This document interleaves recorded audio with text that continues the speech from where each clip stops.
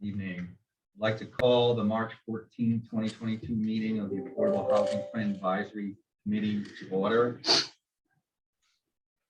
We all stand for the Pledge of Allegiance. Pledge of Allegiance, please. Pledge allegiance to the flag of the United States of America and to the republic for which it stands, one nation, under God, indivisible, with liberty and justice for all.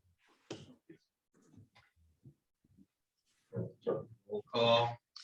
I know who's here. Go ahead. Okay, good.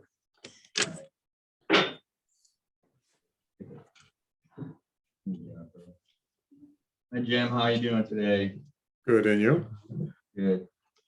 Okay, so everybody received an email from both Jennifer and Jim over the weekend. Hopefully you had a chance to open it. There was a revised copy of the draft affordable housing plan. We wanted to go over several of the elements of it tonight.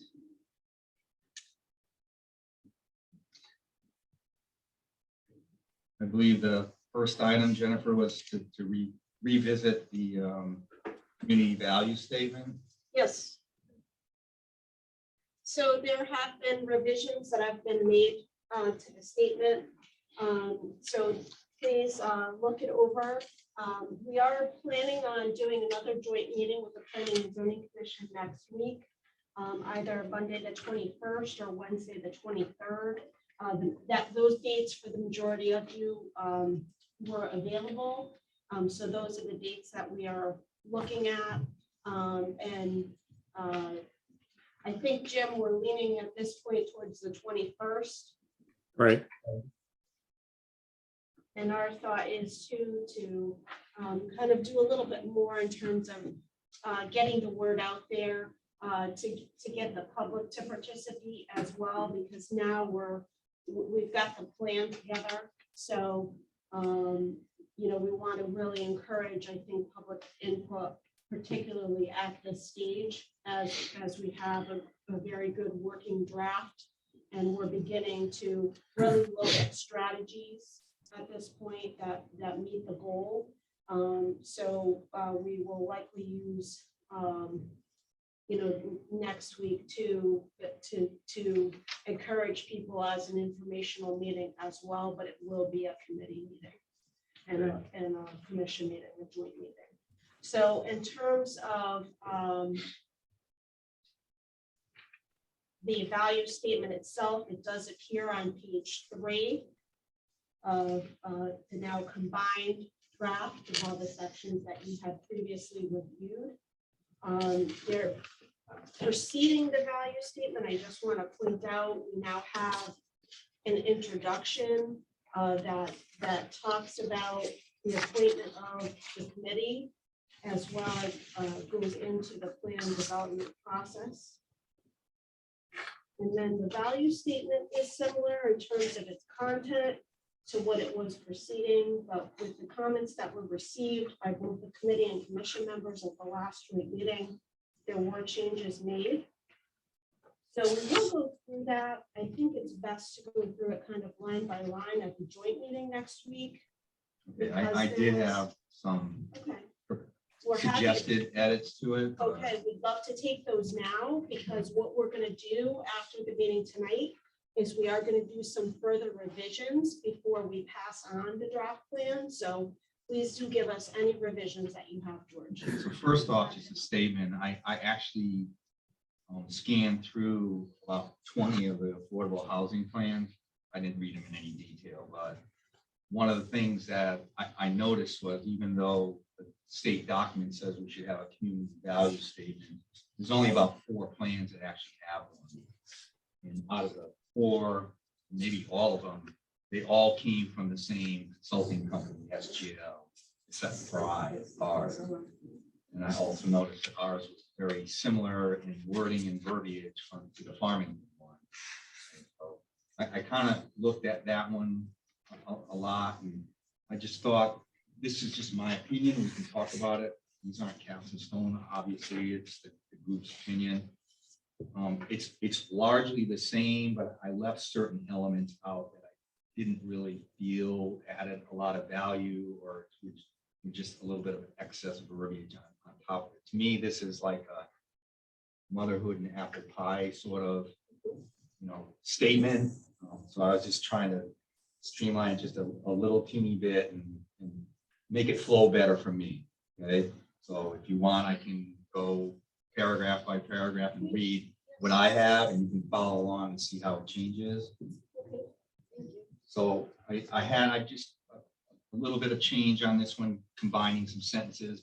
I said Berlin is recognized as a historic and progressive town with an engaged citizenry committed to the betterment of the entire community. We strive to provide high-quality services to a diverse population living and working in a balanced blend of open space, residential housing, and commercial property supported by stable and equitable revenue. It just kind of takes a bunch of statements and,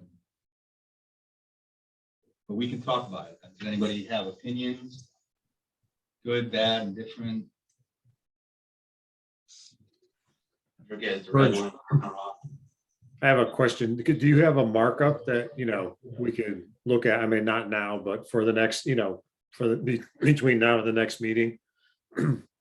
Want me to give you a red line markup? Yes, that'd be great.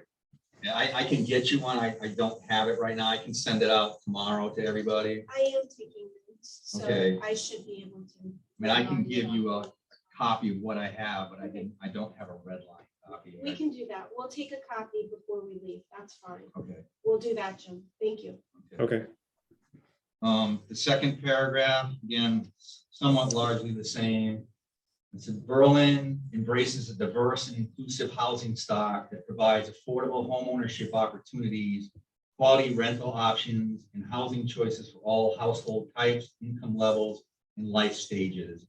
Berlin contains many unique neighborhoods ranging from rural areas with large lots and open space to smaller lot, single and two family residential areas to condominiums to affordable apartment developments. Future housing development will continue to align with the unique characteristics of each area and neighborhood in accordance with the plan of conservation and development. I think I left a little bit of this stuff out. Okay. This one I did leave out a fair amount. The third paragraph, Berlin will continue to nurture a strong and diverse local economy, retaining a vibrant manufacturing commercial sector, maintaining a good balance between its workforce and job opportunities in the community. Through a focus on economic development and fiscal responsibility, the town maintains a low mill rate, which helps to maintain reasonable housing costs for all residents. And I left out all the commuting stuff, convenient highway network highways. That's what I did. It just seemed to flow a little bit better for me. I think the last one. I did not change last one.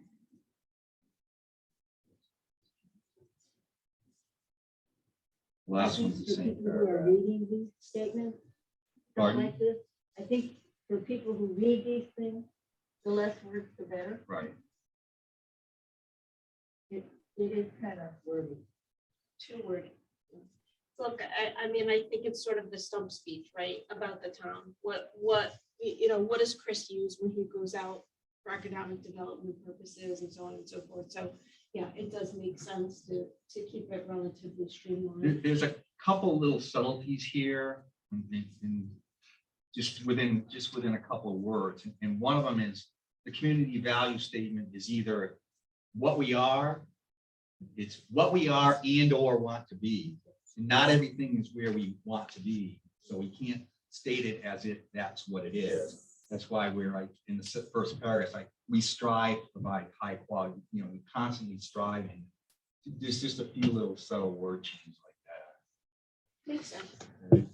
I can give you a copy of it. Does anybody else have any comments?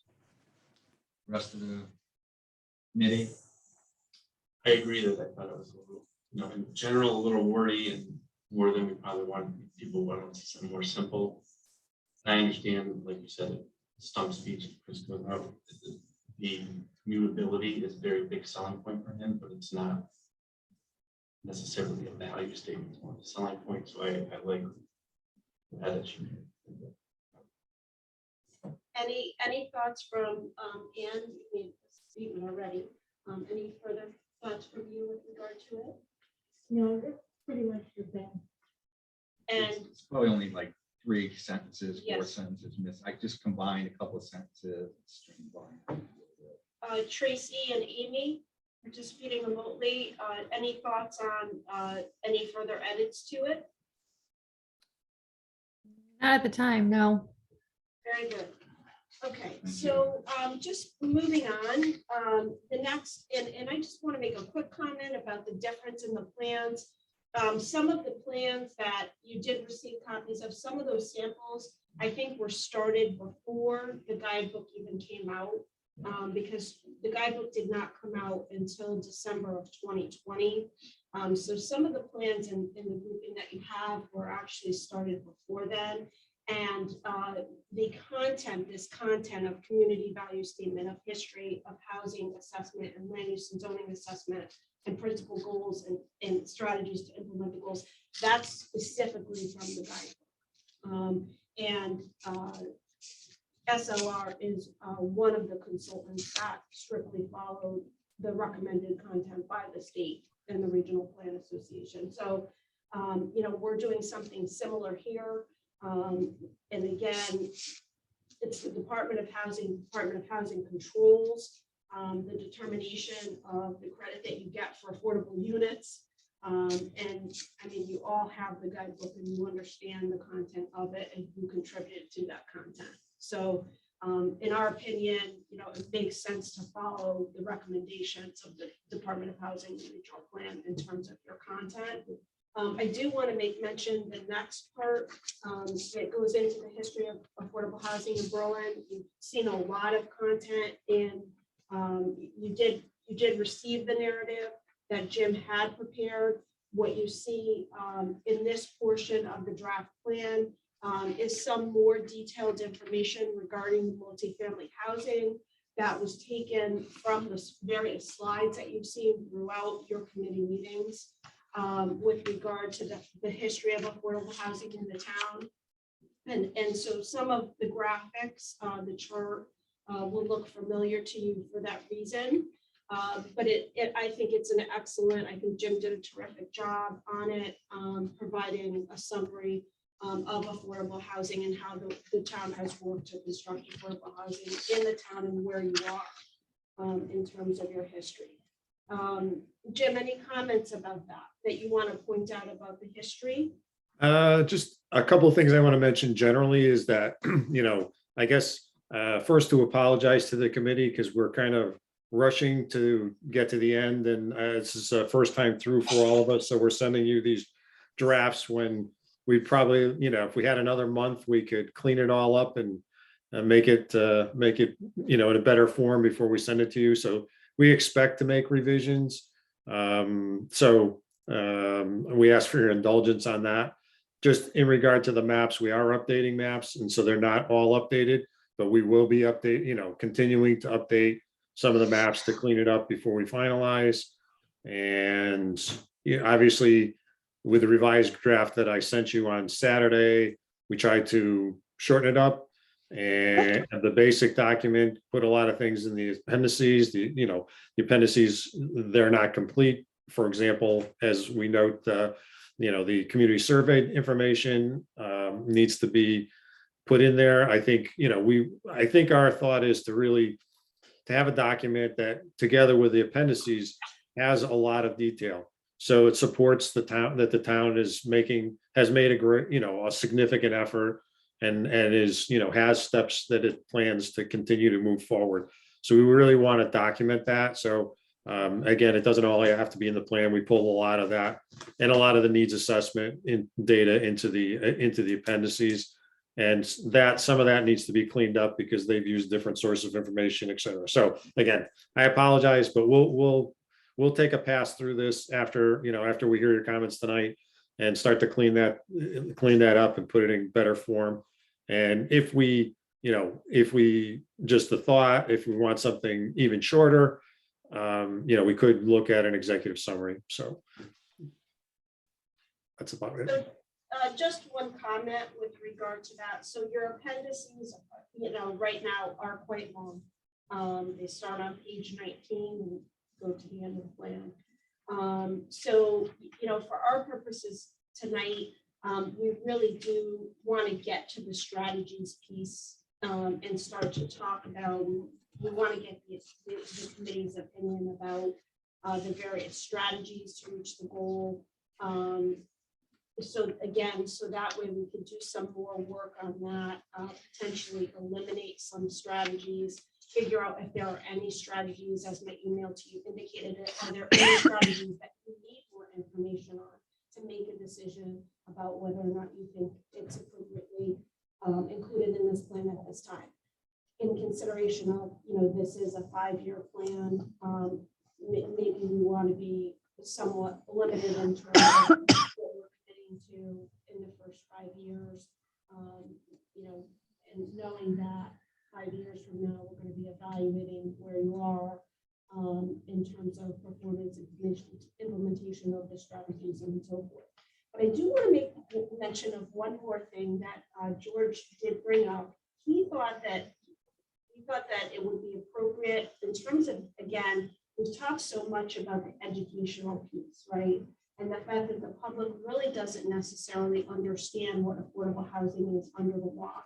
He suggested that we also include, before we get to the housing needs assessment, and it was, if any of you looked at the various samples, it was present in a number of them, more of an explanation again of what affordable housing is under the law.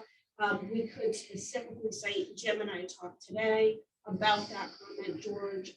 It would be very appropriate, I think, to cite 28-3 GK, which is the portion of the Affordable Housing Appeals Procedure Act that specifically identifies the type of housing that is considered affordable, that again, the Department of Housing will give credit for. So assisted units and so on and so forth.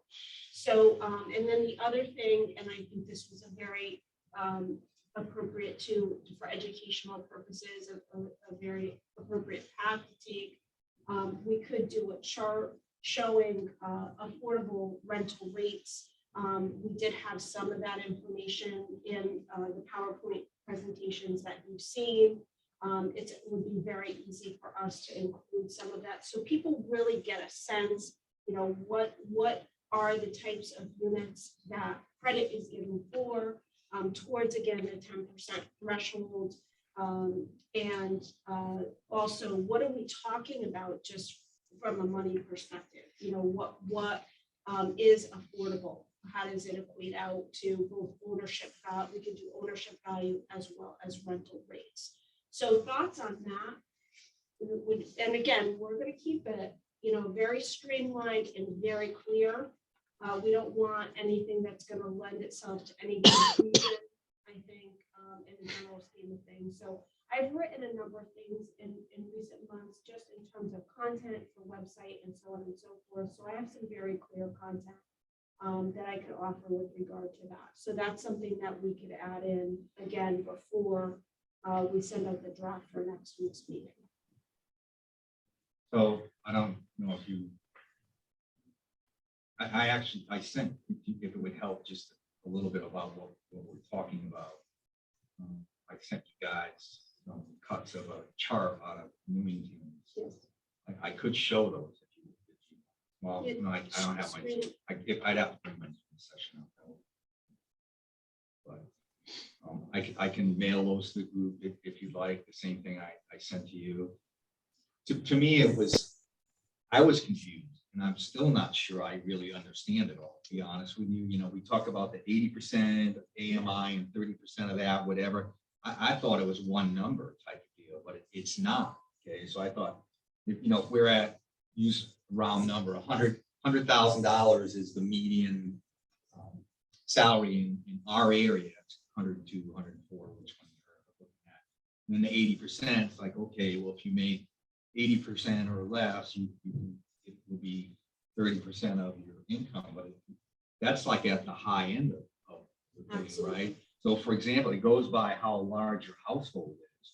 So the one in Newington's like, if you have a one person in the household, the area median income is, the upper limit is 68,530. The 80% is 54,824, nowhere near the 80,000 or whatever. And then you start to look at some of these numbers.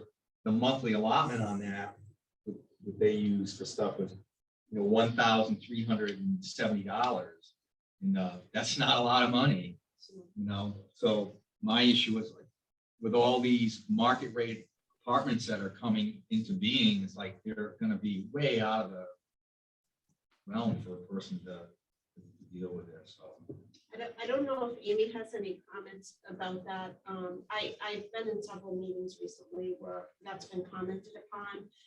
The sheer fact that the rentals right now, the rates are so exorbitant that in some circumstance, folks, depending on, their ability to find financing and what avenues they're pursuing, they are better off in an ownership scenario than they would be in a rental scenario because of what's going on in the market. So Amy's nodding. So Amy, do you want to comment on that at all? Yeah, so I guess the comment I would make is even before COVID, rents could be, more than a mortgage could be per month. And some people rent for a variety of reasons. But after COVID, just for example, we personally have a rental in New Britain near CCSU that we've been getting $1,650 a month for. The estimate right now is $2,400 a month. That it's just so things have, rentals are in high demand. All housing is in high demand. So we hear about the market and we think about purchasing and selling, but it's also the rental market too. It's very, very, very fast paced, and price hikes have reflected exactly what the housing market of buying and selling real estate has reflected, big hikes. So the other thing I wanted to add, I got a notification yesterday that the CHAFA program, CHFA, has had some pretty significant changes that make it more affordable. I haven't really looked into it too much, but there's some very promising information there coming for affordable housing in the future for first-time home purchasers with a CHFA backed loan. I think, unfortunately, hopefully this gets resolved, but the challenge there is even getting somebody to even entertain a CHFA mortgage on a contract. Right. Like when you can get, 50% down cash or cash offers or whatever, or offers well over, CHFA, it's still going to have to comply to an appraisal and things like that. And people are waiving appraisals, it's unbelievable. The Well, I amount of think- cash transactions I've seen in the last 2 years is astounding. Yeah. So I think, with that, I don't know if Go ahead, Jennifer shared it with everybody, but we did get the 2021 Affordable Housing Appeals List data from Department of Housing. And the number of CHFA financed houses in Berlin fell by 18 in that period. So it just reinforces what we talked about at the other meetings, where people, we have affordable units, they fall within the price limits, but the people who need them are not getting them. So to that point with the affordable, I think it would be helpful for people to understand that it's more dire than what you can read in a few sentences. I think potentially maybe the introduction, there's a couple of sections in there that deal a lot about what affordable is, but I think the graphs really pointed out and talking about the law and stuff like that. We could probably potentially shorten the introduction down quite a bit, pull that stuff out and put it in its own section, and I think it would read a lot better. Yeah, I think so. The other thing, Jim, your comment about, still taking passes on it, which I agree with wholeheartedly. The other thing I wanted to just comment on the history of affordable housing in Berlin. Let me just get back to where I was for a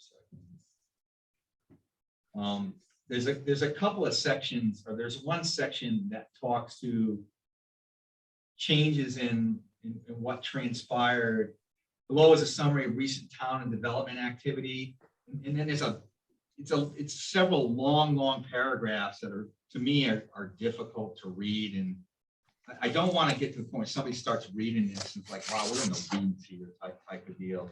So that might be a good target to just kind of, here's the key activities that have happened in the town regarding zoning and development or whatever, and kind of try to bulletize it a little bit more and put it up more of a high level type of thing.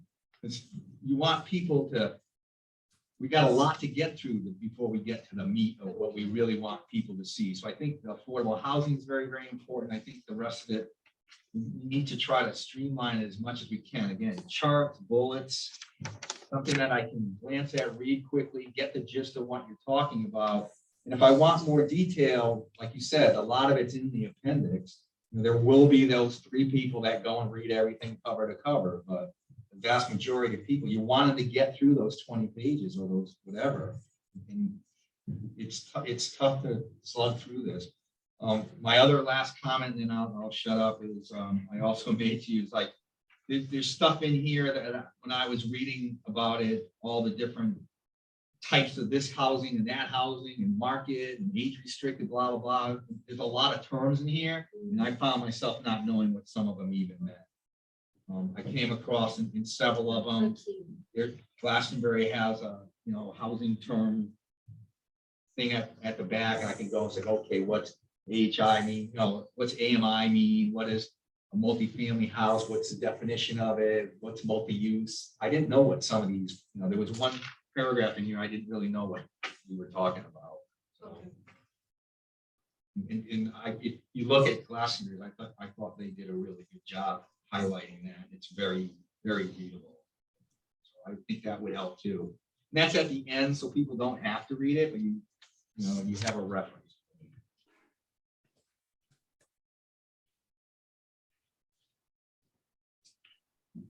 Any other comments before we move on? Jim, shall we just skip over the housing needs assessment and land use and zoning assessment? Do you want to make any comments about those sections before we go to the strategies? No, I think, my suggestion for this meeting tonight is go through the strategy, the goals and strategies, the needs. What are the key needs that we think exist that we're going to try to address through this plan? What are our strategies?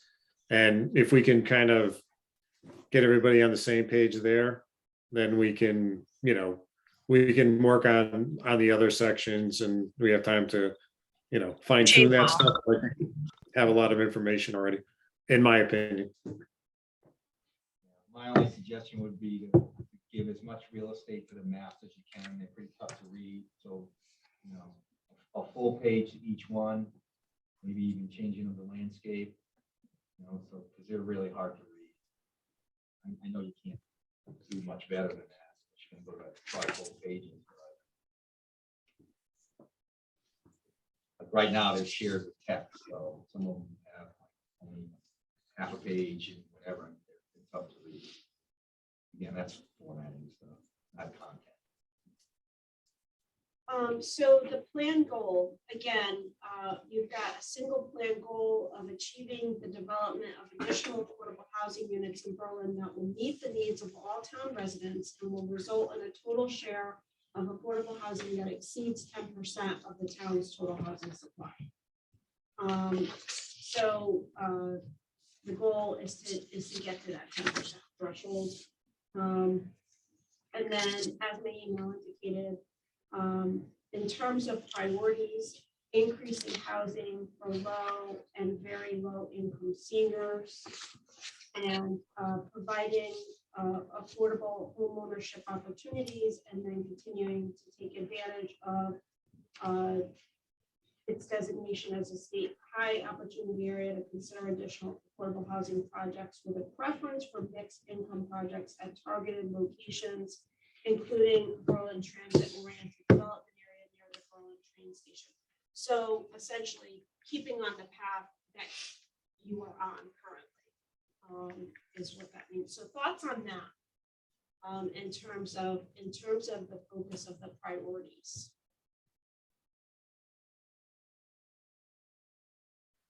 Meeting the mandated 10% is obvious. We want to try to achieve that or be near that. I think we all talked about senior. We didn't talk much about, I didn't see much about affordable housing for larger units, 2 or 3 bedrooms for families, but I think the theory was that reduce more for seniors over housing. For, that was explained in there. I didn't see it at least. But that's was one part that wanted in there as much as something about rural. But again, I think you can't talk about George's point, you can't talk about everything. Yeah. So if our focus is seniors, which I think is reasonable. Seniors and then open. Well, if you focus on having housing for seniors, affordable apartment housing for seniors, they'll move out of those homes. Exactly. I've been talking with people I meet, they go, yeah, I want to get an apartment. There aren't any. How do I go about it? I'm going to talk to Tina to see if she'll let me get somebody in, a realtor or someone who does leasing or something, to talk to seniors, to explain to them the processes they're going to have to go to get into a place. It's not just go out and find an apartment anymore. It's becoming a lottery system with a higher price apartment mixed in with a lower price, and you don't know where you're going. Yeah, so I think that's a good point that we focus on one, limited things for a goal. We want everything, everybody wants everything. But, limited, I think, is good. It's just kind of I set think goals and I agree. expectations. We do need housing for young families. We need it desperately. It's just not out there, and what they're buying and living in is not. Yeah. I think what a lot of them want it. So it's strategy 2 that talks about providing more affordable housing for seniors. It talks, the first bullet is about the Berlin Housing Authority project, which already has approval by planning and zoning, as you know, and it is to construct 50 units of low and very low income senior rental housing at 1.3 per civil. So, that's the first bullet. The second, consider adding other for-profit and non-profit organizations to the provision in the zoning regulation that allows the Berlin Housing Authority to build senior housing in single-family residential zones by special permit. What are your thoughts about that? I mean, obviously, we know there's support for the housing authority project, but what about that second bullet? Well, the whole thing is, there's nothing wrong with that, with those kind of buildings. If you studied Sage Pond out on the highway, it's an excellent combination of apartments. And because it's 55 and over, when I was living there as a senior, I didn't really feel like I was living with a lot of people with young kids. The problem with the apartments is you have to do something. They either have to be 55 and over or strictly restricted to seniors at a certain age. I mean, I know it sounds picturesque to think that you're going to combine all types of lifestyles and families in one big building, but I don't think that works so successfully. See, at least I think when it gets to the seniors, they wouldn't be comfortable. And I think it's to be a little bit more targeted to age restricted senior housing. So finding stakeholders willing to participate in construction of age restricted housing specifically. And that's things like it's difficult in the market from what I'm reading. It's difficult to find it. It's difficult to get financing. Yes, is what get the we financing. were told. And I think it's like, it's 2 aspects of senior housing. So there's that. Look at 2 categories of seniors. There are those that are of modest means that can move out of, are in a house today, can move out of their house, but having a difficult time finding something that they can afford. I don't know if anybody's ever looked into some of these 55 and older ones, like even like the one over by the Berlin Fairgrounds or whatever. Yeah, Some that are in local towns near us, like in Cheshire and whatever, there's several of them. A lot of these start at like $400,000 for a 2-bedroom house with a HOA fee of $400 to $500 because they do anything. That doesn't hit somebody with a modest income, you know. I consider myself to have a modest income, and I'm not gonna sell my house for $300,000 and move into a house at 400 or 450 and pay an HOA fee for, you know, I wanted something slightly smaller, but I'm not in that category where I'd ever qualify for any affordable housing under the, you know, 80-30 rule type deal. So we need that kind of housing too. And then we have the other group of seniors that worked all their lives and grew up in a time where, you know, there wasn't a lot of focus and emphasis on 401ks and IRAs and all that kind of stuff. And now they find themselves retired on limited incomes with a little bit in savings and Social Security. And they don't even meet the 50% AMI guideline. So we need that type of senior housing too. So we need a group of age-restricted senior housing that has all the subsidies that we need to get it at the, you know, minimum 50% AMI kind of threshold. Like Sage is like, I think it's 50, 60, and 80 or something like that are the units they have in there. We need a bunch of those, but then we need, you know, whether it be condo development or a small senior housing development, you know, like not the ones they're building for $450,000. That's what I think we need if they want to stay in town and they're being forced to go elsewhere. We want them to stay in town. I think they're part of our community. I think that's the two nuts on the senior house.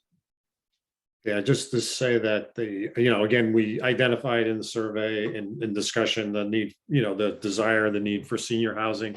And from what, this specific recommendation in terms of the residential zones and other nonprofits, I mean, basically to create the 50% or lower type of units of, AMI affordable to that group, you've got to have very significant government subsidies. It's got to be a tax credit project. It's got to be state assisted.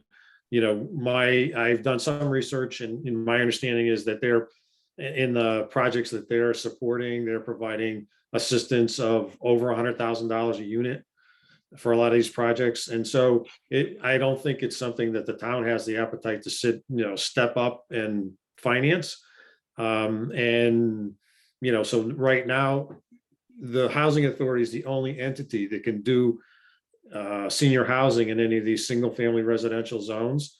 And again, the other entities, other for-profit, nonprofit developers, maybe they've got an opportunity, maybe they got expertise or an interest in doing this. And if we can get the projects done, that's the point. Right now, we're restricting it in the single family zones to just the housing authority. So that was an idea. That was what we were driving at there. And yeah, I mean, it's really, thinking about what can the town do, and a lot of it is, these land use regulations, and that's just one thing that maybe might help. I think the other part of that is strategy here, whatever, is just the constant beating of the drum to our state legislators and federal legislators, our senators, congressperson, that, you want us to do this, but you're not giving us the tools to really, affect the change that needs to be done. We can build all the affordable housing that nobody can afford, but we're not getting at the crux of the problem, which is very young families and seniors. And we know- We're never going to solve that problem without state and federal funding. Right, and we know that for the program, state and federal programs in Connecticut, that senior housing is not a high priority at this point. So it is something that, those policies have to change in order for us to be able to accomplish anything in that regard. I think even, we list in here, we might want to get some clarification on this. Jim, you would know better than I do, but I mean, the Joe Jaworski initiative, that's not really technically a senior housing, is it? He keeps referring it to as family housing because of the caveats on the financing. Is that true? I've heard that several times. Right now, it's senior housing. That's the way it's approved by the Planning and Zoning Commission. He's indicated, certainly in his presentations that they also definitely have to open it up to, persons with disabilities. Okay. And, if we're looking, we haven't heard from him a proposal at this point that he's looking to change it to, a family type of a project. And that would, if that's a proposal, he's got to come back to planning and zoning. He's got to come back to the town council, because our agreement with him is specific to senior housing. Because they said they weren't gonna have, he said they weren't gonna have a restricted, it's not gonna be restricted. So I don't know exactly what he means by that term.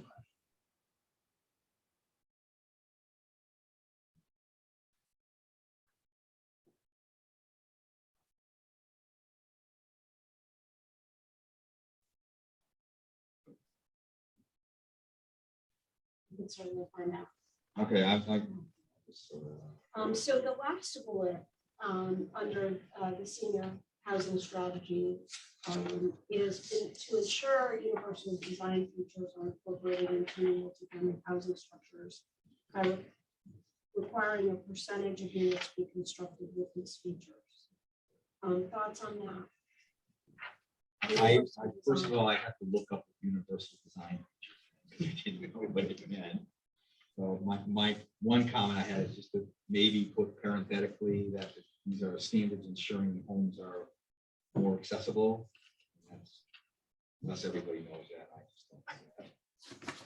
just don't. I think it's a good idea. You think senior housing would include all the ADA stuff? And yet, Percival doesn't have as much as they should. There's a whole bunch of things that are missing from there. You're talking about any affordable housing at a certain percentage, like for example, the 40 units being built on the Berlin Turnpike state that at least 25% of them have to need universal design features. Is that what you're getting at? So Jim, what was the thought on this one? Yeah, I think, we've got it under senior, but I think we wanted to apply it to both. Because I know it is under senior, but I know that there was some a more broad discussion about that. But your point is. We could change it. We could move it to another section like under I- strategy. I think you can leave it here because that's clearly what you're trying to affect. We're trying to make opportunities in non-age restricted, non-senior housing to accommodate seniors. What I'm getting. So Okay. maybe it's just incorporated into all new family housing structures, townwide or whatever. You can clarify, but I think you can leave it.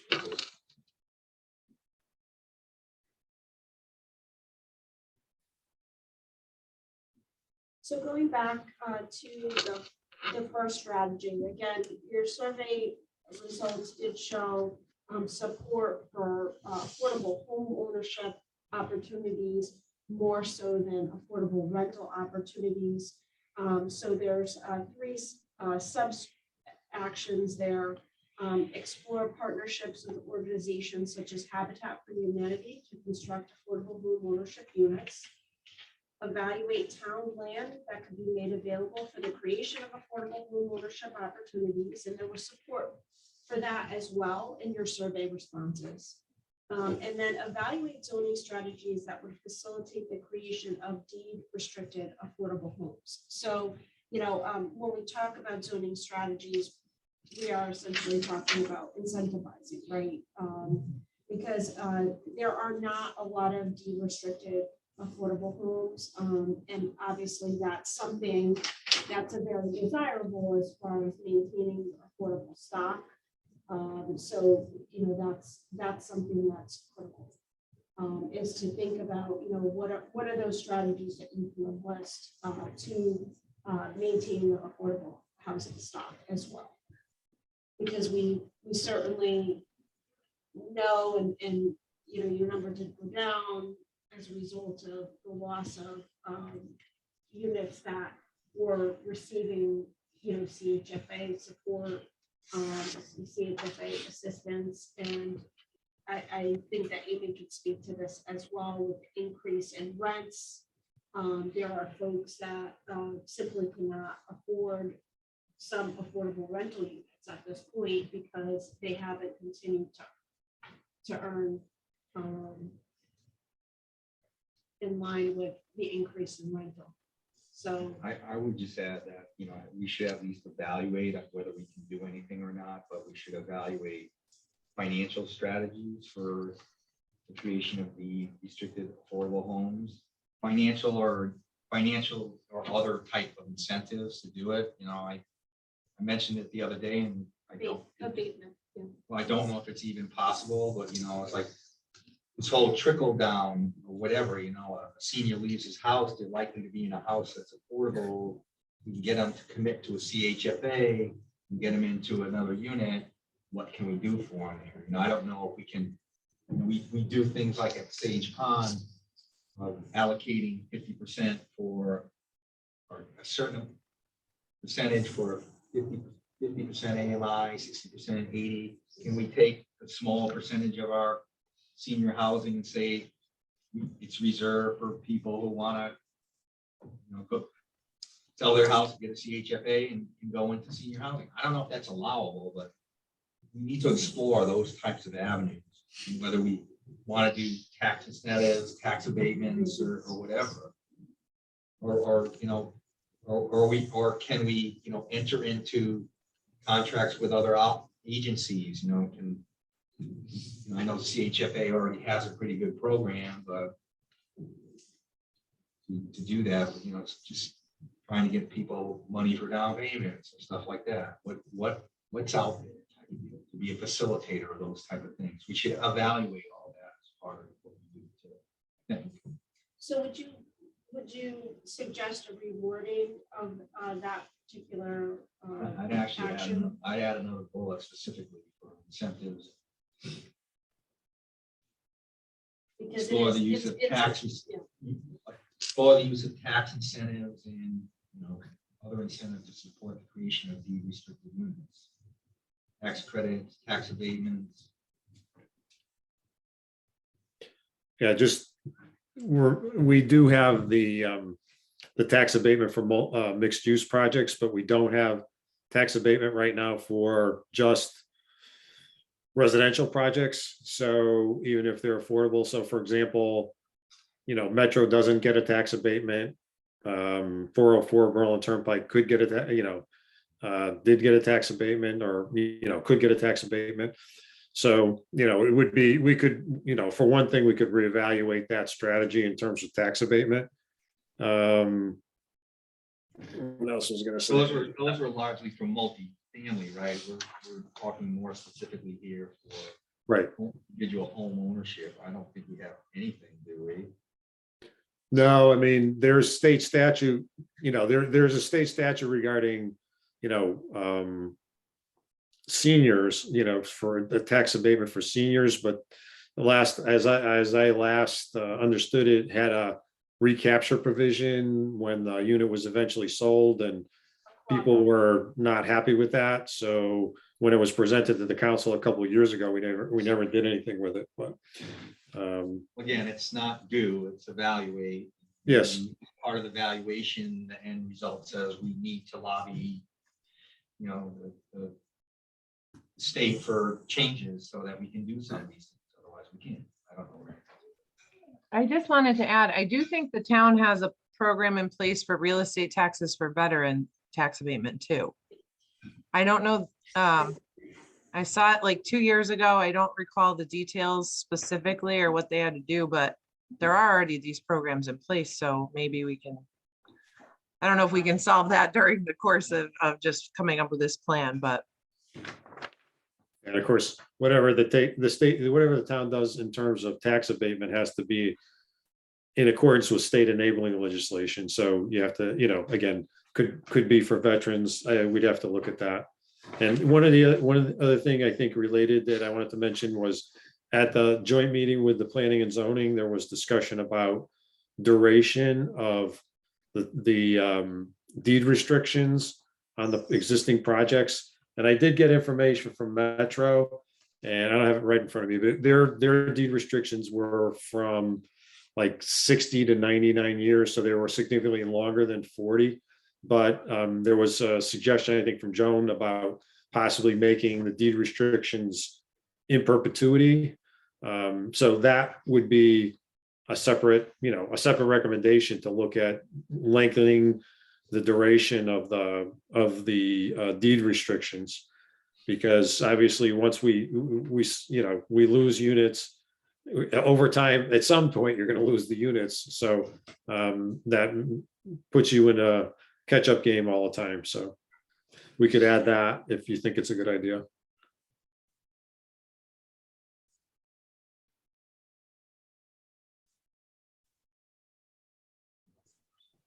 So I think, Jim, we can provide them some more input with regard to that as far as, because, they're, in terms of the programs and maintenance of portable and so forth, there's other information out there that maybe we should provide them with as well. Is there, I've noticed, Jim, that there was a section in here about the neighborhood affordable housing development Yes. with what looked like not good results. Well, there's not a lot. There's not a lot of such. It said none of projects. them meet the 80-30G CGS requirements. Yeah, so what happened was they were older projects, and one was approved through a court action, Arbor Commons, and the other two were according to the neighborhood housing provisions at the time. But the two things you need to count in terms of 830G is you need 80% of median, and you need a duration of at least 40 years. And we had a project that was at 100% of median. We had a project that was at 20 years, so the long and the short of it is we don't get credit for any of those units. And so that's been fixed in terms of the zoning. So going forward, it has to meet the 80% in 40 years, but the previous projects don't count. So the zoning has been changed, because I was going Yes. through it and I wasn't understanding why they didn't apply. The other thing that was in there, and maybe we need to revisit this with regard to that, is there's one of the last statements in the zoning basically says that this section ceases to exist when we hit our 10%. As soon as it's determined that the town is exempt from the affordable housing land use appeals procedure under Connecticut General Statutes 8.30G, that this section will cease to be applicable. Yes, So that means that the town would not be subject to the procedure. So if somebody came in with an 830G application and it was denied through planning and zoning, the procedure in terms of the burden being placed on the town and the statutory burden, not to restate the law to you, but that procedure would not be applicable to that denial. So it would be processed as a normal administrative appeal without the reversed burden. So does that mean that the town can still entertain any HD development? of course, yes, yeah. I mean, any of the I don't know other- if this is something that should be pursued a little bit more, open up, revisit the zoning to maybe include additional parcels that may be suitable for any HD developments, because this is where it sounds like you could get that lower cost affordable house, the way that it reads. And you can build a higher density development. Percentage of houses on smaller than, like if it's in an R43 zone on, smaller than R43. Worth pursuing, not worth pursuing. I think it's worth a conversation. It's something that could be discussed with planning and zoning. Maybe that just falls under revisiting the zoning. Yeah. So, which is a good segue, George. Refine existing zoning regulations to better support affordable housing is number 3. So review residential zoning districts for opportunities to add additional housing typologies that may not be allowed today, such as 2-family or 3 to 4 unit buildings. So there's been a lot of discussion throughout this process in other communities about whether or not, and this is a question that was asked in your survey as well, whether or not there was enough housing in your town, right, to support future needs. So a number of towns are looking at, with regard to single family homes, whether or not there should be the ability to convert those to multifamily, to 2-family, to 3 or 4 family. So, that's something, again, that's worthy of discussion with planning and zoning, and obviously the actions that are contained herein. There are multiple things in the strategies that do implicate planning and zoning authority, but the actions that are contained within the strategy obviously all implicate planning and zoning authority, which is why we've recommended, another joint meeting at this point, because we think it's important that you hear what they think. They may have, many of them have served on the commission for a number of years. They may have other thoughts about other things that they've discussed through the years as well. Under that, number 2, consider allowing mixed use development with affordable housing and potential redevelopment areas at Webster Square and Ferndale Plaza areas. So talking about doing mixed development, so mixed development in this day and age is there's a certain square footage of commercial on the lower level and then apartments above. So that action is very specific, right? Because it identifies particular areas to explore. So thoughts on that, familiarity with those areas, and whether or not you think that mixed use development would be appropriate in those areas. It's analogous to our conversation around the whole Kensington Village Core 2 overlay district. So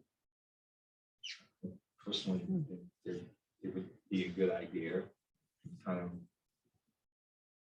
like a redevelopment of those areas, kind of raises the quality of those areas to me, and they're not really encroaching heavily on other residential areas. It seems like an ideal use to me, but. Other thoughts? Everybody agree with George? Yes.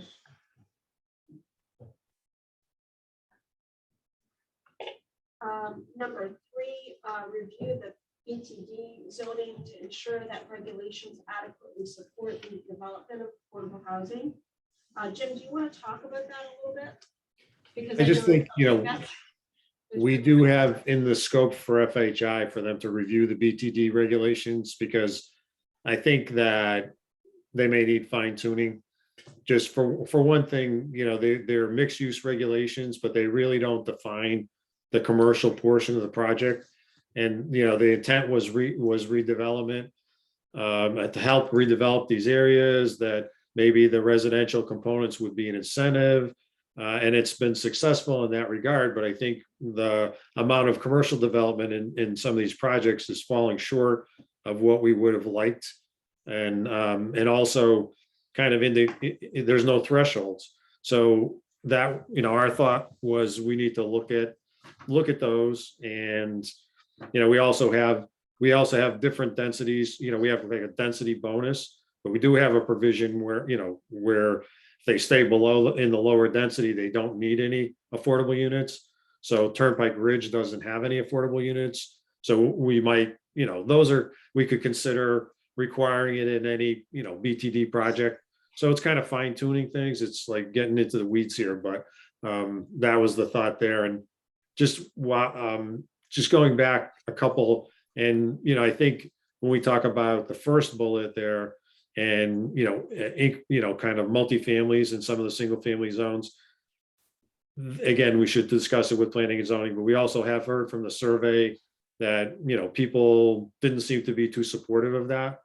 And I would also say that probably applies to, the 3 to 4 bedroom apartments that we talked about earlier, that I didn't see a lot of support for that. And, certainly we're open if the committee wants to recommend them and the commission was supportive, but that's why we didn't specifically target larger apartments. Thoughts about that, what you just said about larger apartments. So households are changing, right? Some communities are experiencing a great increase in single person households.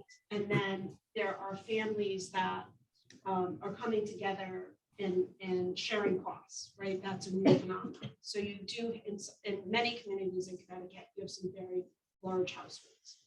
And so I think it's important to keep that in mind. You heard, some of that in the presentation on the demographics, and it's being seen throughout the state. So you don't want to leave that out of the picture, I don't think. I think that, you want to talk some more about maybe these specific strategies with planning and zoning. What are the thoughts? You don't want to not take those larger households into account because we're seeing multi-generational households. This is, to me, a very touchy subject. It's the elephant in the room. I can tell you when the development on Berlin Turnpike came in, and I agree with Jim says, they're building 200 apartments and putting a gas station in the banking. I'm like, not a lot of mixed use on that one. It's largely a house, unless they put the hotel in someday. But I can tell you they're purposely choosing studio, 1 family, and 2 bedroom apartments. They did a very extensive study looking at surrounding towns, that type of development, talking about the impact on schools. And it was negligible. And it was looked upon very favorably.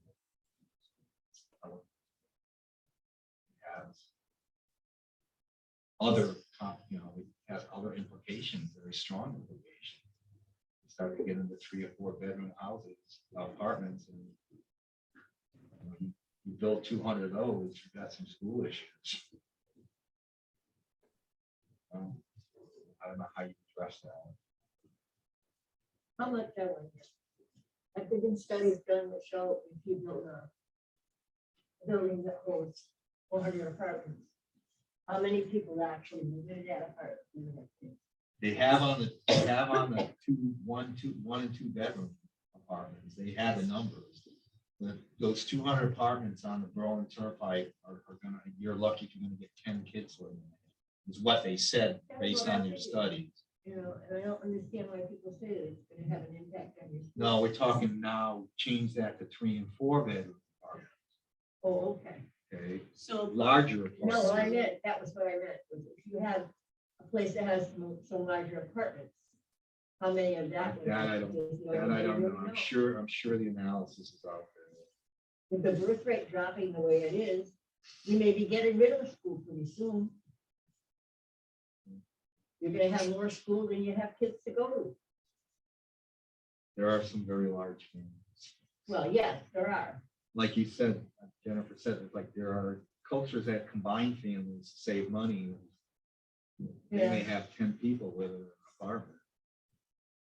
When we talked to the one, I don't know if you remember, when we talked to the woman about the hotels on the Berlin Turnpike, she says there was a family of 7 living in one motel room. And it was probably 2 adults and 5 kids.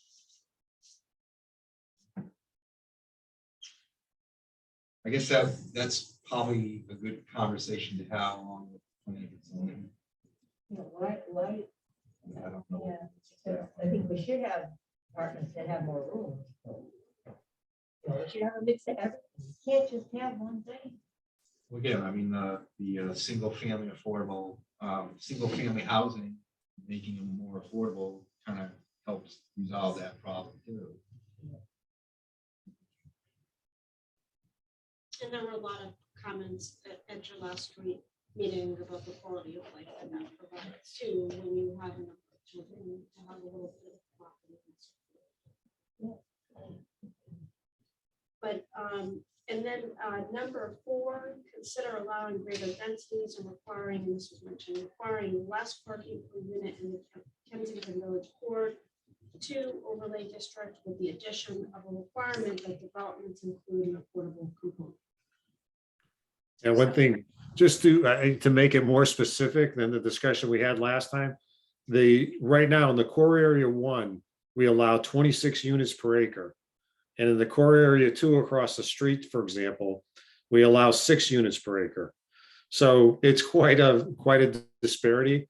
And you know, what we've talked about, at least the staff basis, was looking at more like, can we bump it up to 10 units per acre? And then the other part of that is that it applies you need to have a minimum acreage to be able to have that use, which I think it's 2 acres. And so there's very few parcels in the core area 2 that have 2 acres. And also, even the increased density that we have can only be prorated on the whole acre. So it's really kind of stacked against any additional housing development in the core area 2. And, I think there's certainly incremental steps we can take, especially, with that redevelopment of the train station area to bump up the density, in a reasonable way. So that's my explanation of that.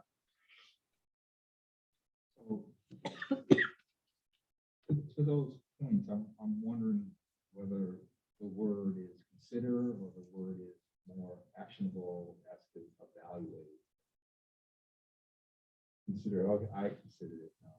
I don't want to do that. So let's have a evaluation and a discussion about the whole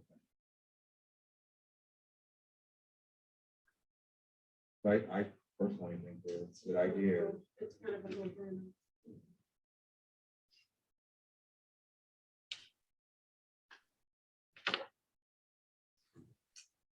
And then adopt inclusionary zoning regulations.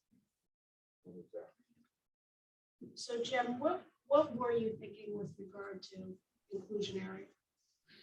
Well, again, I think FHI is also I think put this one in, but just in general, one of the topics we discussed at the last meeting even was, okay, you make it to 10%, and then you keep on building new units, and you don't make 10% anymore because the unit count has increased.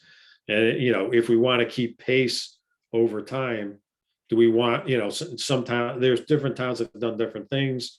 It could be requiring for certain size subdivision, whether it's 50 or 25 or 100 units, that they all have at least 10% affordable, deed restricted, all apartments, it's a more universe, we could consider that range of more universal requirements as a part of the strategy to keep up once you get there. Or are you saying, like, if I'm gonna go in and build a 15-unit single-family home, lots of those have no affordables in it, that they should have affordables in it? Right, for example. Or you could do, in some places they do a fee, paying to a fund for affordable housing if you don't do the units. There's Just a few gonna different ask that. strategies. So, I noticed that, like, in a so couple we of the didn't, plans. so we didn't ask that question about a fund. We made a choice not to ask that question about a fund in the survey. What do you think about requiring a payment into a housing fund? If they don't want to do affordable, right? they don't want to In do lieu of. affordable, and I mean, some towns do have it as part of the building permit fee process as well. So that's another across the board option. Yeah, I think just on the counter argument, you also you be careful about discouraging development. I think that's been the concern, that you're gonna scare people away, or, especially if you have requirements like this that most of the other towns in the immediate area do not have. So that's another consideration.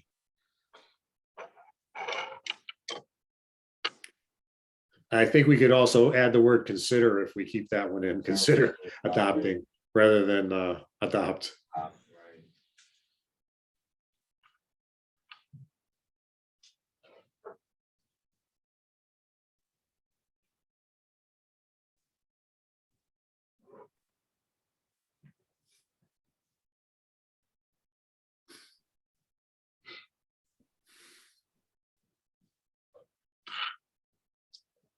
Any comments before we move on to the last strategy about those types of requirements? Whether it be allowing, because some may find it offensive to say that somebody could avoid building affordable by paying a fee. And there's been some discussion about the legality of that, although some towns do allow it. A fee in lieu. Yes, it would be interesting to understand what the use of the fund is. As long as it's somehow used to promote more affordable housing. Funds are. Not sure I'll back with this, because there's some building developments, like George said, if you just want to build like 13, individually standing homes, how practical is it to make one of them possible? Is it going to really,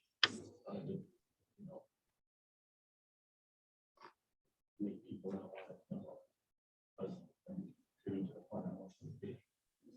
want it? There's a lot So to consider. it's maybe something that we can give you some more information on as well. That would apply to something like somebody buys an individual lot. How far does somebody buys an individual lot?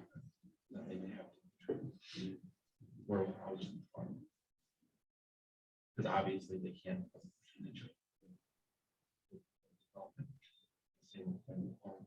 I mean, for the most part, I don't see a single development going in the last, since I've been here, but say in the last 10 years, that could have had an affordable house in it, because they're all huge houses. They're all $400,000+ houses, every single one of them. They wouldn't meet the requirements for CHFA or a house that looks so out of place in the neighborhood. That doesn't mean you should do anything. I mean, maybe it should be based on sort of like the threshold of the development. So I mean, there was the one on Kensington Road where they were trying to sell the farm that was over there, just past Norton Road. What were they going to put in there? Like 100 and something houses. Well, that has a big impact on our affordable target, but somebody putting in less than 10 houses, that's a fraction of a house that we have to worry about. A fraction of an affordable unit we have to worry about. There's some threshold we need to look at as well.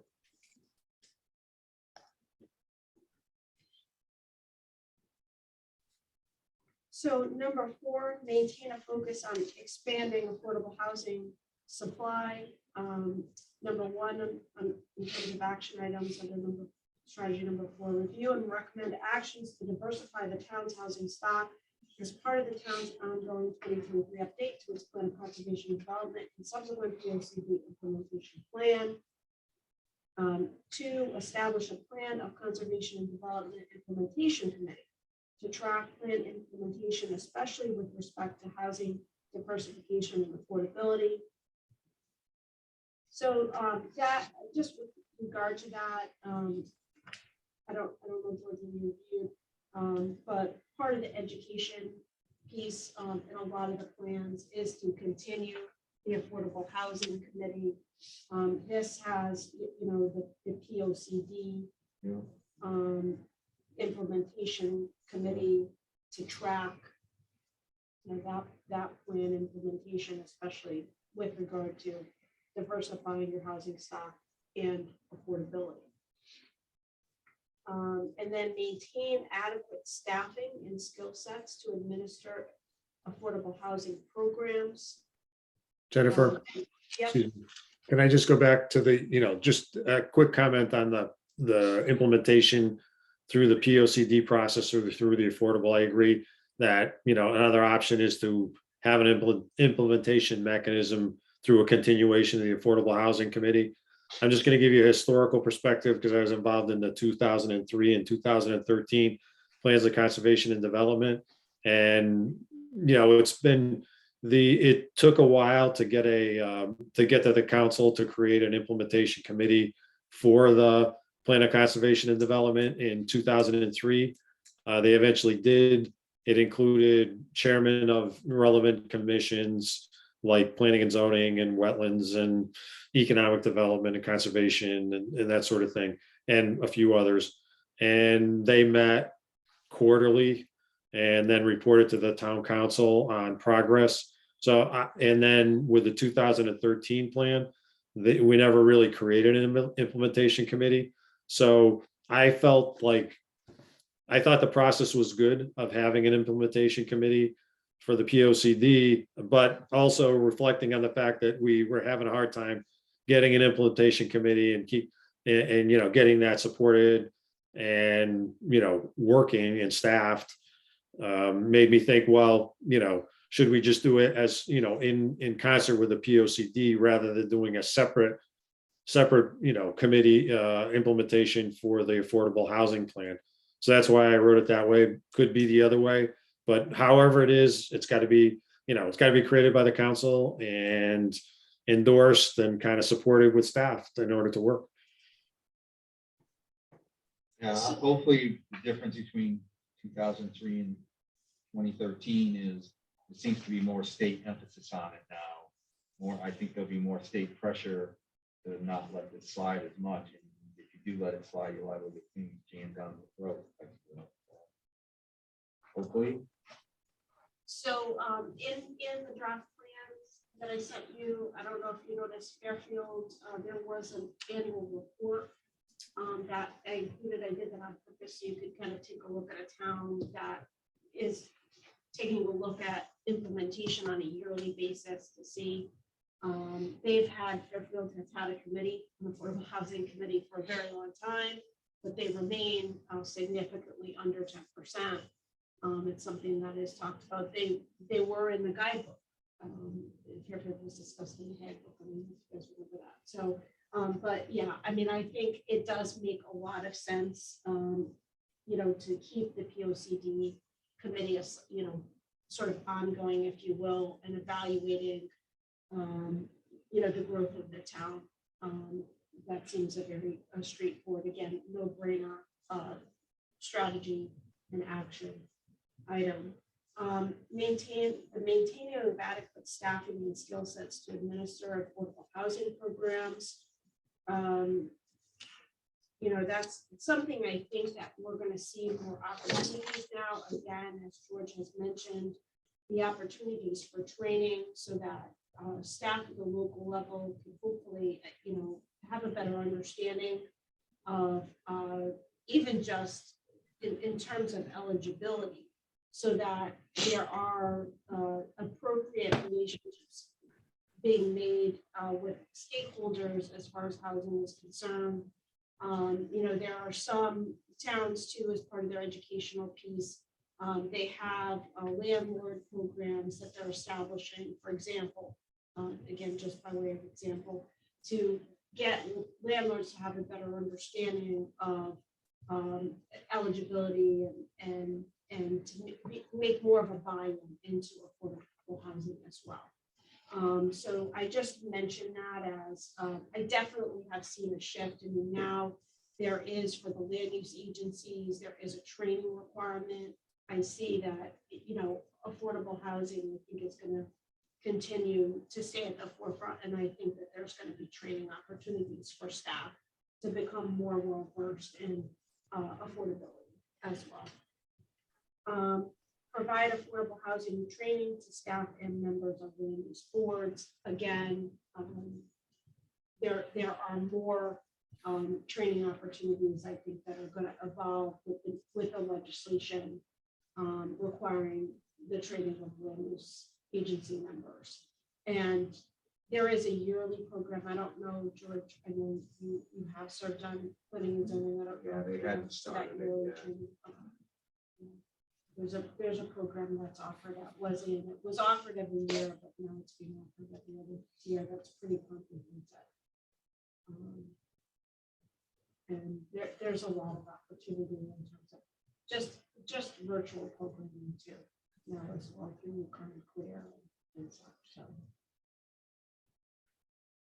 any other thoughts at this point? Flipping over to the next page, because this strategy does go on.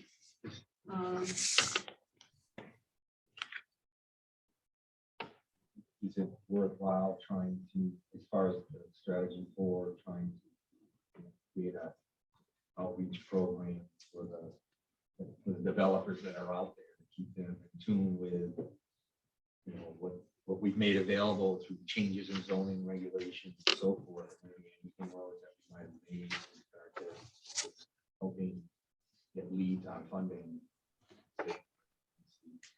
as things come up. Especially if we do change some of the zoning, there's clearly a handful of dominant affordable housing providers in the state. One that we've dealt with quite a bit, just to keep them abreast of, hey, there's an opportunity here, guys.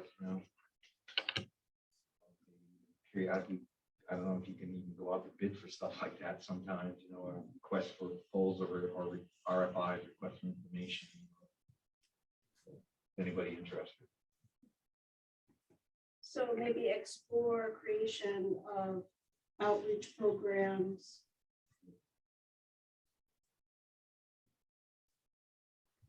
Relative to developers. Thoughts about including landlords? Yeah, could be, in terms of if we come up with some things as incentives from a tax incentive or, anything we can do for you, if you do a deed restriction on anything you got, whatever. Because one of the interesting things that you did find was, somebody else talked about it, was, there is affordable housing that's not affordable housing. It meets the criteria if it was deed restricted, but it doesn't. It's not counted per se. There's a lot of houses under the, if they were CHFA mortgages, they'd all be affordable housing. There's lots of apartments that probably could meet that 80-30 rule. There's some apartments, especially in older two-family. So Might be things we can do there. to facilitate a deed restriction being placed. Increase the number of deed restricted properties, at least from current stock. Yeah. So that is somewhat covered by. Yeah, I thought. Yeah. But again, the number one. outreach program, outreach to the Yes. landlords. Yeah. But we have to have something to offer them first, so. We'll take a look at that and suggest some additional language. So in terms of actions 5, 6, and 7, again, under strategy 4, on page 19, continue to require and monitor affordable housing implementation plan for all projects that include an affordable housing component. Continue tax incentives for mixed use inclusionary projects, and then develop a public education campaign in town to communicate the need for affordable housing and discuss the need of benefits across all types of income, across all types of income spectrums, and then discuss and present housing as an economic development tool in Berlin. It's our page 17. Yeah. It got me.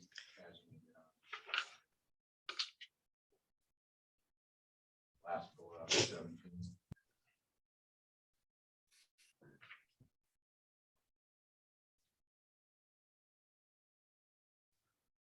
So again, I think that that last idea is meant, we asked the question about positive and negative impacts in the survey, right? And people don't necessarily make the connection of, you diversify your housing, it increases your potential pool of employees for your businesses, so the positives as far as economic development is concerned, people don't necessarily make the connection. So educating people with regard to the potential positive outcomes of a diversified, more inclusive housing stock.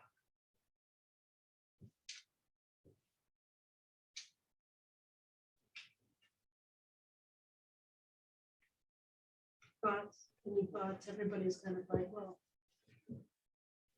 makes sense. Yeah, I think it makes sense. Everyone else seems to go to education.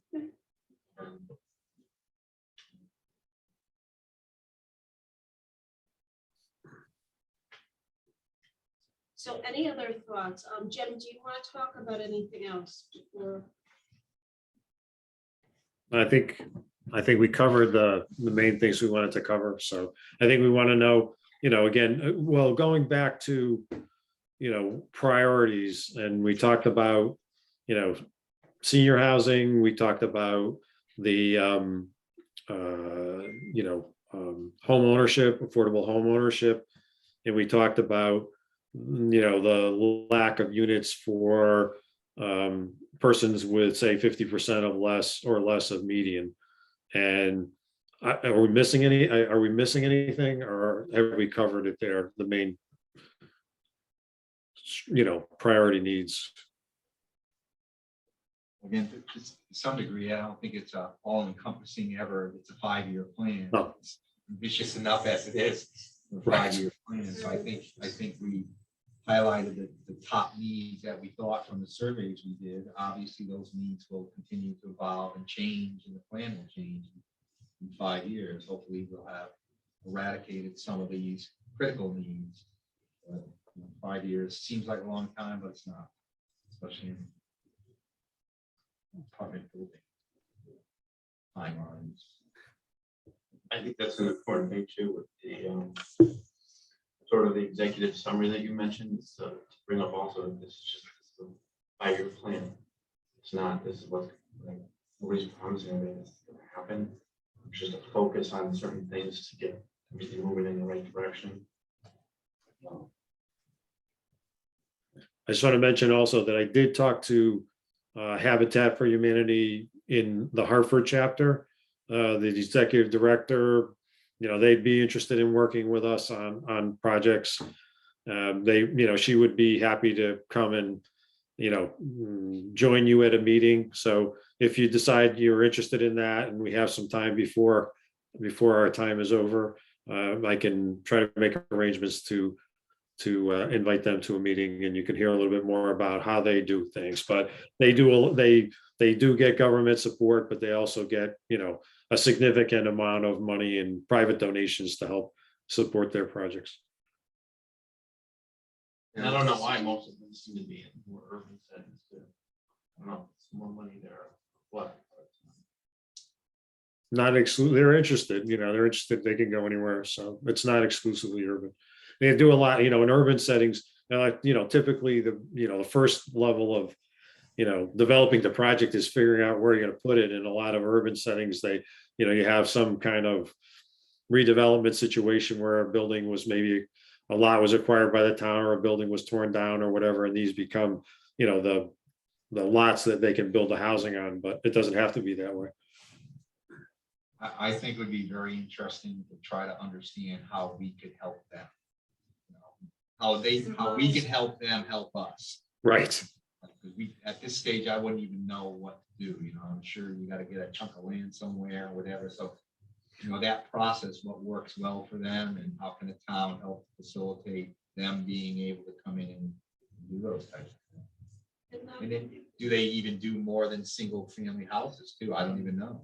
To my knowledge, they do not. Their model is single family homes for the working poor. They have a specific design. And the reason why they are, you don't see them in the suburbs a lot, is because of the cost of property. Plain and simple.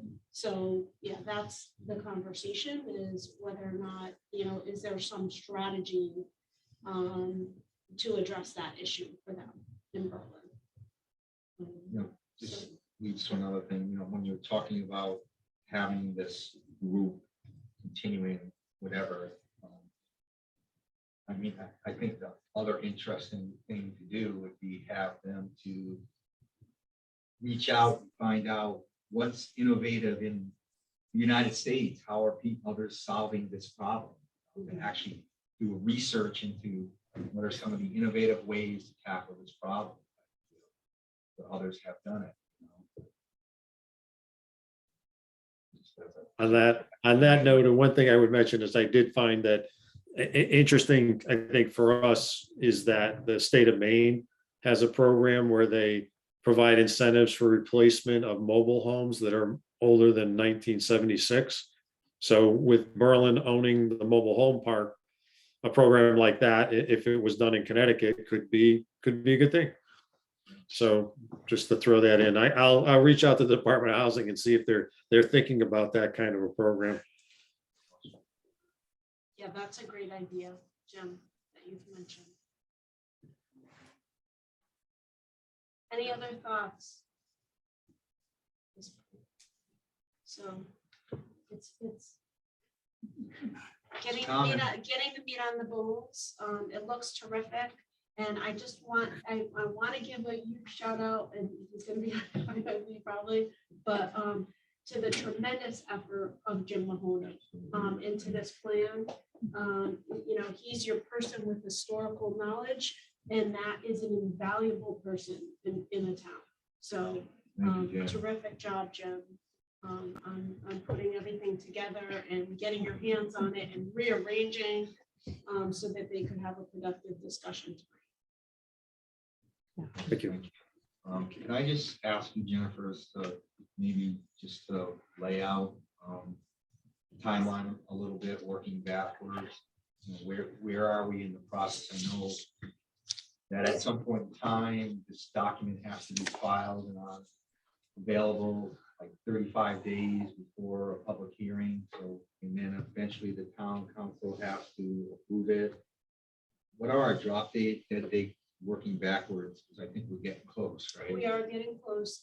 So the town council's regular meeting is Tuesday, April 5th. It's our hope to have the draft in their hands by that meeting for presentation at that meeting. Then they will notice a public hearing on the draft plan. It has to be noticed at least 35 days out. So they'll be picking a date in May to hold the public hearing. And they will take in, obviously, public comment at the hearing, and then they will direct staff and myself and the consultant to make whatever necessary revisions coming out of public comment that they think is appropriate, and then they will have a special meeting to adopt the plan. So it does after so we have goes on file 35 days later, has a public hearing or later. They take public comment. Does that revision then have to go back out to the public, or they're just gonna No, they're gonna they can revise it coming out of the public hearing discussion. They could indicate what they would like in terms of changes. What is their drop dead date to approve it? It has to be submitted to the state by June 1st. Just wanted everybody to be aware we don't really have a lot of time. Extra meeting here or there.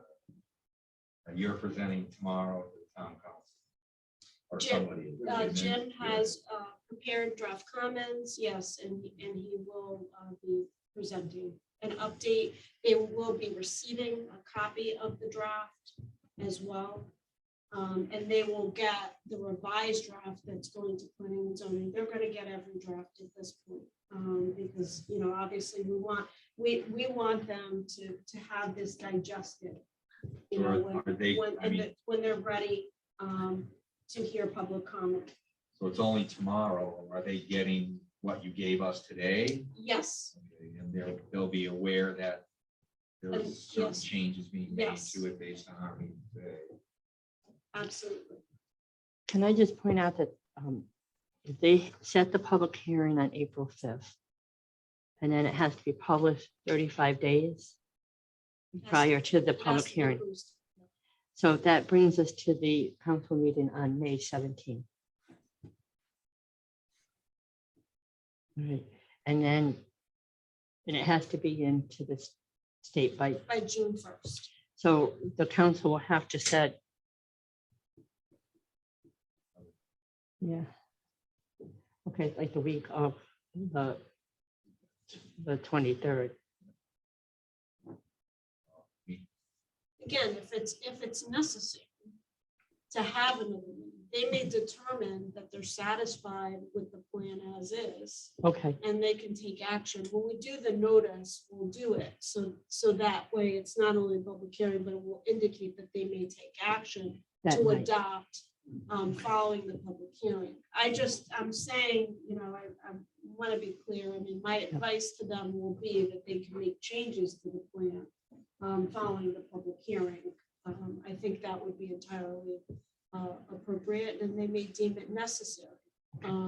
But, you know, again, having them included in the process in terms of, you know, they may decide that there's some comment that they want to send back with regard to the draft. I don't know. I mean, that's a possibility. some of the strategy. Yeah, I mean, that's the point of, you know, now we have a good working draft. It's the point of including them at this point. So they're not, you know, they're not getting the draft, you know, the week before the public hearing and having to digest everything. So once the council adopts the plan, then it just goes to the state. It It's doesn't going come to- back to the it's- affordable housing. No, it will not come back. It's not coming back to the Okay. committee. Once it gets sent on to the council, again, hopefully for their April 5th meeting. If everything continues on the path, I don't see any reason why we'd have any delay in that. Okay, excellent. Thank you. Just from the ones you've been involved with, has there been much public input, or is it kind of off people's radars? So I did look at some meeting minutes just to get a sense of that, because I'm going to talk about cannabis for a second.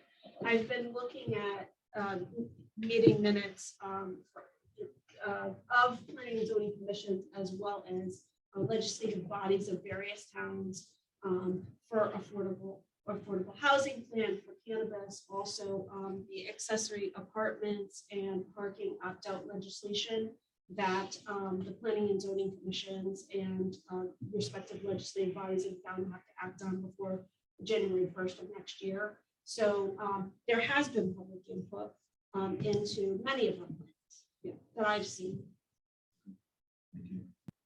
I think, you know, it's, again, if a committee's been established, some people are aware. Yeah, so it's not been something that there hasn't been any. Anybody else have anything that they'd like to add? Tracy, Amy? That's good. Jim, All set.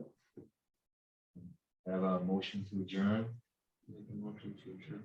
second, And all in favor? Opposed?